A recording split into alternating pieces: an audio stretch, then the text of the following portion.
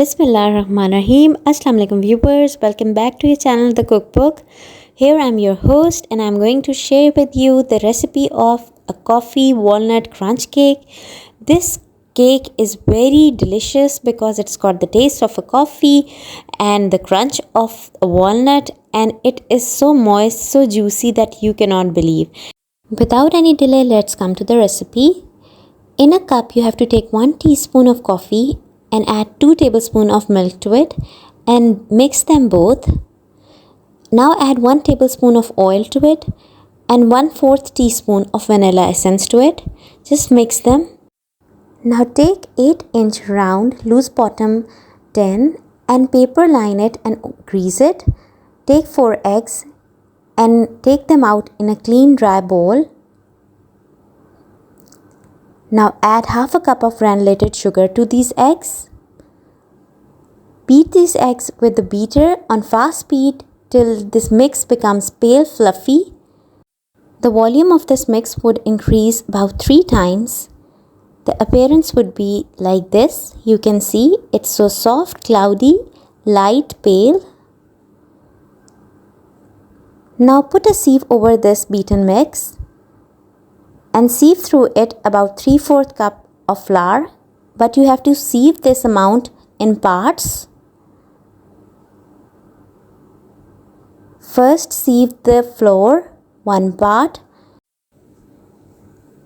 Now mix this portion by a spatula but with light hands and in one direction. Put the spatula deep down and with soft motion mix this flour.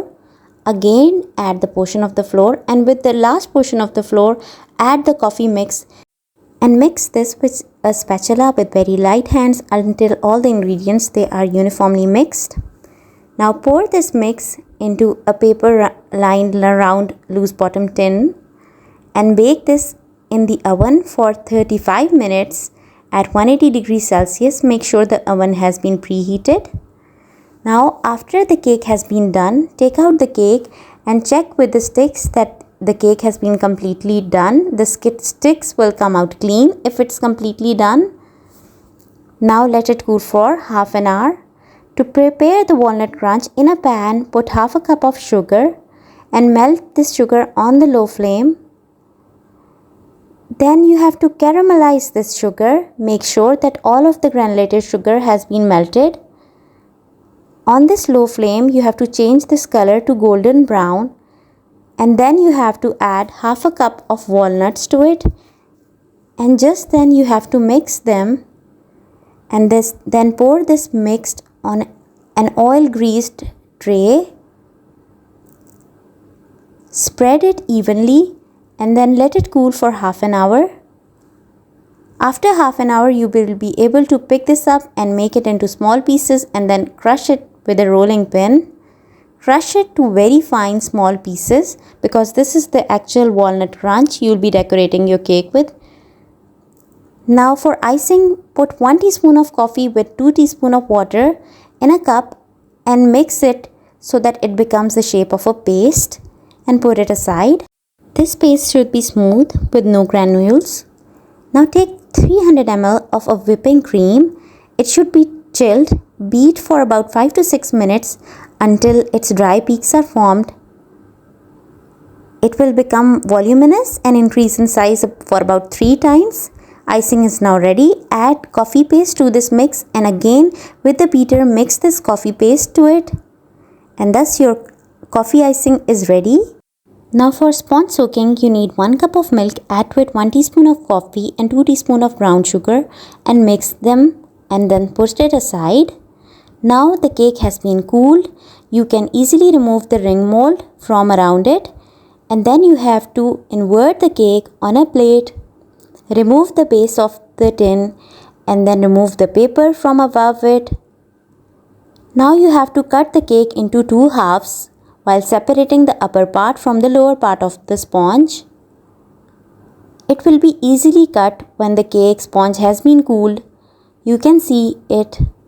Now place the lower half on a plate and soak the lower half lavishly with the milk, sugar and coffee syrup. You should be putting your influence more on the sides so that they do not remain dry. Now spread some of the icing on it and try to level it. You can use any spatula to spread the icing. Now spread the walnut crunch on it evenly. Now place the upper half of the cake and again soak it with the syrup, which is the coffee milk and sugar syrup. Now spread the coffee icing evenly all around and on the top of the cake and even out and smooth out the surfaces. You can use spatula to smooth out. I had the pizza spatula and I used it to smooth out the surface. I also bought few gadgets from the market to smoothen out the cake, and this is which I am using it for the first time. Next, spread the prepared walnut crunch on the sides of the cake. Spread them evenly on all sides of the cake. You can use the help of your fingers. Spread them towards the cake. They get evenly spread and they easily stick to the sides of the cake. Spread them evenly on all sides. You can see them. They are evenly spread on all sides. Then sprinkle the rest of the walnut crunch on the top of the cake. Sprinkle it evenly and now pour the icing in the piping bag and pipe out your favorite designs. Make beautiful designs around the cake so that your cake is more appealing to eyes. This cake is heavenly delicious, and by beautifying it, you're adding to its beauty. Here your walnut coffee crunch cake is ready.